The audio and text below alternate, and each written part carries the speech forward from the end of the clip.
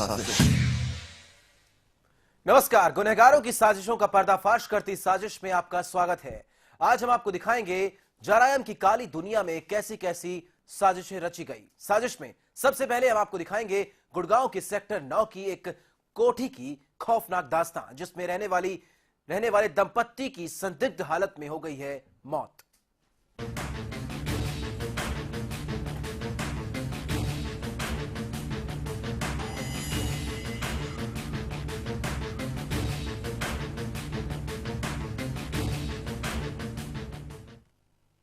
वो अपनी बीवी और 11 साल के बेटे के साथ गुड़गांव के सेक्टर 9 में रहता था, लेकिन बीती रात को उसकी बीवी और उसके मासूम बेटे की हो गई संदिग्ध परिस्थितियों में मौत। पुलिस को मामले की खबर दी गई, जिसके बाद पुलिस ने इसे आत्महत्या का मामला करार दिया है। वहीं आस पड़ोस के रहने वाले लोगों का कहना है कि इनकी हत्या की गई है, क्योंकि घर के मालिक के हाथ पांव बंधे हुए थे।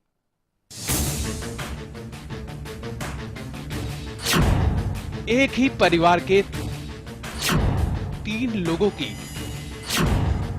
संदिग्ध हालत में मौत, हत्या या खुदकुशी।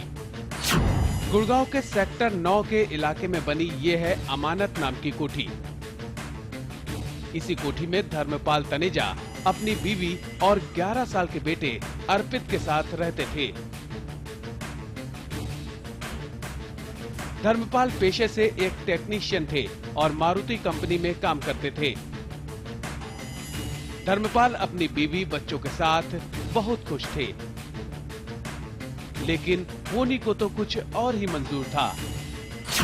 तारीख 22 जुलाई 2010, दिन गुरुवार, वक्त शाम के तकरीबन 6:30।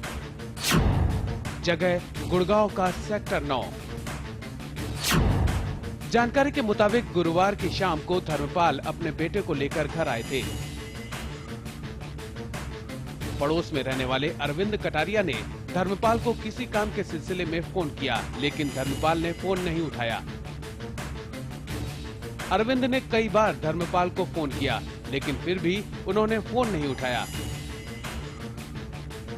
जिसके बाद अरविंद धर्मपाल के घर गए, लेकिन जैसे ही अरविंद ने धर्मपाल के घर का दरवाजा खोला, उनके होश फाख्ता हो गए, क्योंकि सामने ड्राइंग रूम में पड़ी थी धर्मपाल और उसके 11 साल के बेटे अर्पित का शव, और अंदर के कमरे में पड़ा था धर्मपाल की बीवी का शव। अरविंद ने तुरंत वारदात की जानकारी पुलिस को दी। एक ही घर के 3 लोगों की मौत की खबर के बाद पुलिस फौरन मौके पर डॉग स्क्वाड और फोरेंसिक टीम के साथ पहुंची और अपनी जांच में जुट गई। वारदात का मुआयना करने के बाद पुलिस ने इसे खुदकुशी का मामला बताया। पुलिस का कहना है कि धर्मपाल ने पहले तो अपनी बीवी बच्चों की गला दबाकर हत्या की और फिर जहर पीकर कर ली खुदकुशी। तो मामले तो हम पता कर रहे हैं, बाकी प्राइमरी फैसला तो लग रहा है कि सुसाइड किया नहीं। क्या लगता है कि शायद पहले औरत को मार दिया गया हो, उसके बाद बच्चे को लाकर मार दिया गया हो। बच्चा नीचे पड़ा हुआ है, उसको भी शायद मोहनदा लेटा हुआ है और ऊपर से खींच दिया गया हो, और उसके पश्चात शायद मालिक ने, मकान मालिक खुद ने जहर खा लिया हो। वहीं धर्मपाल के पड़ोसियों का कहना है कि ये मामला खुदकुशी का नहीं है, बल्कि धर्मपाल और उसके बीवी बच्चों की गई है हत्या। धर्मपाल के पड़ोसियों का ये भी कहना है कि जब ये लोग धर्मपाल के घर पहुंचे तो धर्मपाल के हाथ और पैर बंधे हुए थे।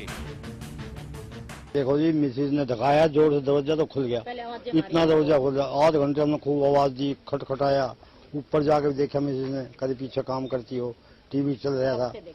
हम गए तो एक बाबूजी ये थे, एक वो बहन जी थी, तीनों गए तो वहाँ उसके हाथ पैर बंधे हुए थे।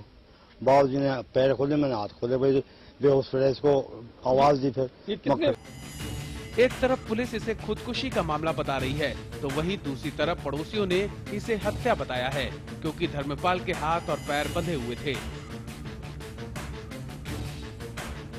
ऐसे में सवाल यह है कि कोई आदमी खुदकुशी करने के पहले अपने हाथ और पैर क्यों बांधेगा। बहरहाल पुलिस मामले की तफ्तीश कर रही है। पुलिस का कहना है कि पोस्टमार्टम रिपोर्ट आने के बाद ही ये पता चल पाएगा कि ये मामला खुदकुशी का है या फिर धर्मपाल की हत्या की गई है। ब्यूरो रिपोर्ट, जन संदेश।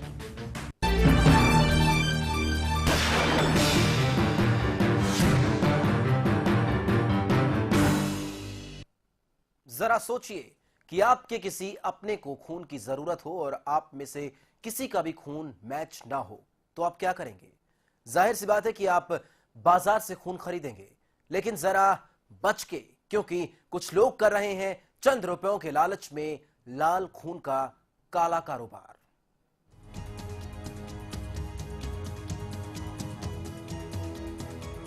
पुलिस की गिरफ्त में खड़े ये वो 3 लोग हैं जो करते हैं लाल खून का कारोबार। ये वो लोग हैं जो पैसे के लिए कुछ भी कर सकते हैं। इनकी नजर में पैसा ही भगवान है। इनके लिए इंसान की जान की कोई अहमियत नहीं, क्योंकि ये इंसान की शक्ल में हैवान हैं। आरोप है कि ये लोग अवैध रूप से खून निकालने का कारोबार करते थे और फिर उस दूषित खून को इलाके के नर्सिंग होम में बेच देते थे। साथ ही लोगों को देते थे बीमारियों की सौगात भी। लाल खून के काले कारोबार का ये गोरख धंधा लखीमपुर खीरी के हिदायत नगर मोहल्ले में पिछले कई साल से चलाया जा रहा था। पुलिस को खबर मिली कि लखीमपुर खीरी के हिदायत नगर मोहल्ले में लोगों से खून निकालने का कारोबार चलाया जा रहा है। सूचना के आधार पर पुलिस ने हिदायत नगर के एक दुकान पर छापा मारा। छापे के दौरान पुलिस ने 3 आरोपियों को रंगे हाथों गिरफ्तार कर लिया। पुलिस को इनके पास से रैपर में पैक दूषित खून भी बरामद हुआ है। कुछ लोग ऐसे भी हैं जो कि खून का अवैध रूप से कारोबार कर रहे हैं। इसकी इस प्रकार शिकायतें प्राप्त होने पर हिदायत नगर में छापा मारा गया और वहां पर बिना लाइसेंस व बिना रजिस्ट्रेशन के ब्लड बैंक लगता हुआ पाया गया।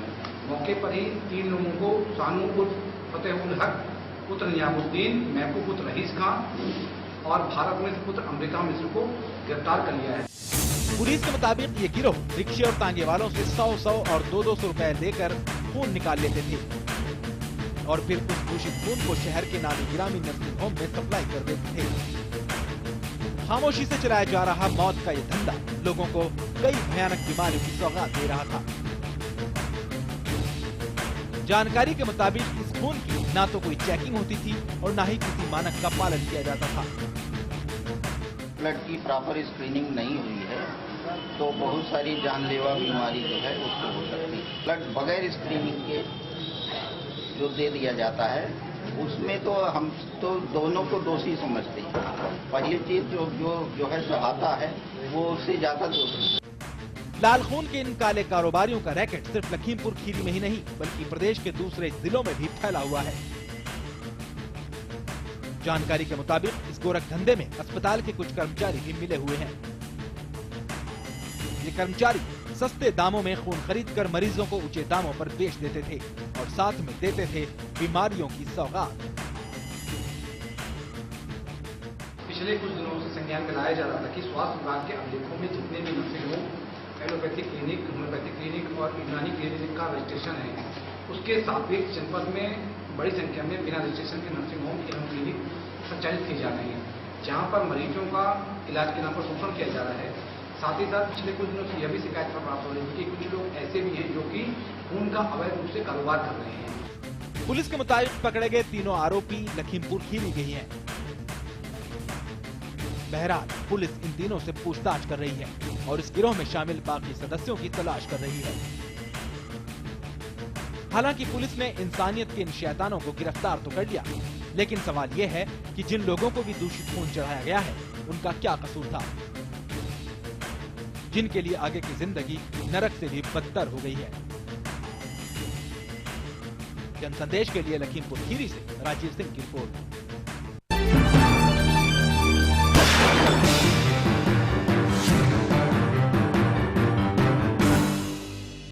साजिश में आगे हम आपको दिखाएंगे कि कैसे एक बार फिर से बुलंदशहर में अंजाम दी गई ऑनर किलिंग की वारदात। लेकिन आपको दिखाएं गुनाह की तस्वीर, उससे पहले लेते हैं एक छोटा सा ब्रेक।